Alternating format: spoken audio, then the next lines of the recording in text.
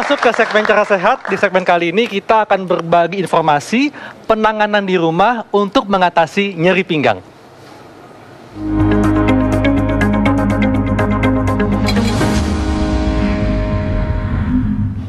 Nah, ini tadi siapa nih yang jadi? Kita switch dulu deh. Oh ya, oke. Ya. Pas banget. Emang rezeki. Tadi kan aku lagi sakit pinggang tadi, benar kan? Ini Silakan dok, ayo dok. Oke, nah Mas Budi, ini teman saya kan tadi sakit pinggang nih. Nah, ini bagaimana nih penanganan di rumah untuk mengatasi sakit pinggang, nyeri pinggang?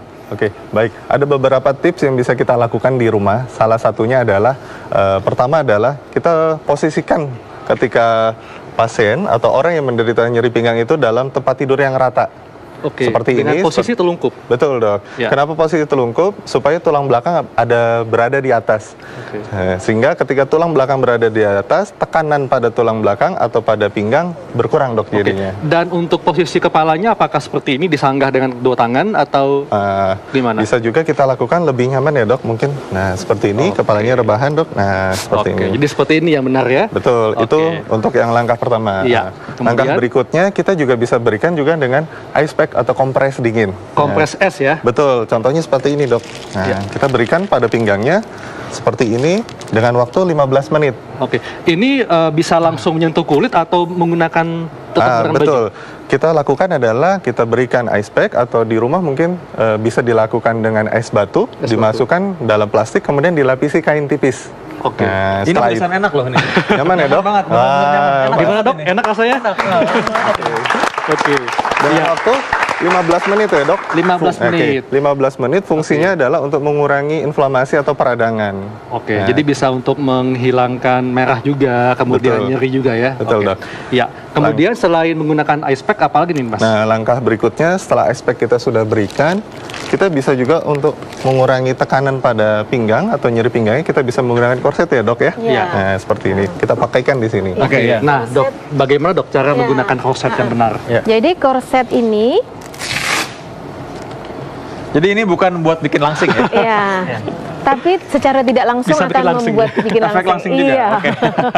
Jadi korset ini kita gunakan untuk menopang tulang belakang kita. Iya. Jadi ketika kita menggunakan korset seperti ini, korset yang untuk penanganan nyeri pinggang ini berbeda dengan korset langsing ya.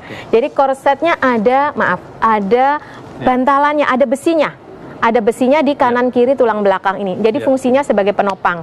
Nah, ini diletakkan pada daerah pinggang, kemudian digunakan pada saat kita berdiri atau berjalan saat posisi melawan gravitasi, bukan pada saat berbaring. Dok, kalau di rumah itu kan biasanya nggak ada korset. Nah, apa nih pengganti korset? Biasanya pasien-pasien saya apakah punya stagen atau tidak? Stagen itu yang zaman dulu. Iya. Pakai stagen dok. Oke, jadi bisa pakai stagen ya? Bisa. Nah, kemudian kan tadi katanya telungkup di atas tempat tidur. Iya. Nah, tempat tidur yang rata. Nah, andai kata misalnya tidak ada tempat tidur yang memadai lah, tapi di lantai. Ini boleh nggak dok? Boleh, tapi dialasin ada alas tipis ya, semacam matras tipis. Karena kalau misalnya terlalu keras juga akan membuat tidak nyaman, akan sakit pada tubuh ya. Bed cover, ya bed cover boleh atau karpet boleh. Yang penting rata dan jangan terlalu empuk juga sebenarnya. Iya, jangan terlalu empuk, jangan terlalu keras. Nah, Dr. Ziki, dok, kalau misalnya setelah mendapatkan penanganan di rumah, nah selanjutnya apa nih yang dapat dilakukan oleh pasien? Yang pasti kita harus segera periksakan ya, ini masuk nyeri punggung bawah yang jenis apa. Karena dari situlah nanti akan terkait dengan terapinya. Apakah dengan fisioterapi saja, apa kombinasi dengan obat, atau bisa dengan modifikasi gaya hidup, posisi diperbaiki segala macam ya. Perlu pakai korset atau tidak. Dan yang paling penting, apakah ini perlu operasi atau tidak. Tapi pada kenyataannya saraf kejepit ini ya, saraf kejepit nggak semuanya dioperasi kok. Bahkan kalau saya akan melihat gimana caranya supaya tidak dioperasi. Karena ada kriteria untuk operasi ya. Yang pertama adalah nyerinya semakin bertambah. Istilahnya sangat-sangat nyeri. Yang kedua mulai terjadi kelumpuhan. Yang ketiga ada gangguan buang air kecil atau buang air besar. Bisa tahan kencing ya? Iya, ini kalau ada 3 ini baru kita indikasi operasi. Cuma kalau hanya nyeri hilang timbul, biasanya kita usahakan dengan cara yang lain dulu. Jadi jangan terlalu takut. dengan awal deteksi dini harusnya penanganannya akan lebih tepat Ya, dan betul. harusnya malah mungkin lebih cepat Iya. sembuh harusnya ya. Ya. Dan lebih penting adalah dicari tahu apa nih penyebabnya. Oke.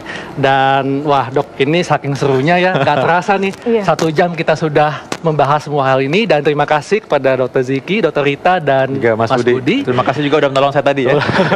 Udah enak dok? Juga. Ah, udah enakan. Oke. Tapi kayaknya saya masih mau terusin pakai tadi kompres dingin ya. Enak banget soalnya. Pakai stakin dok.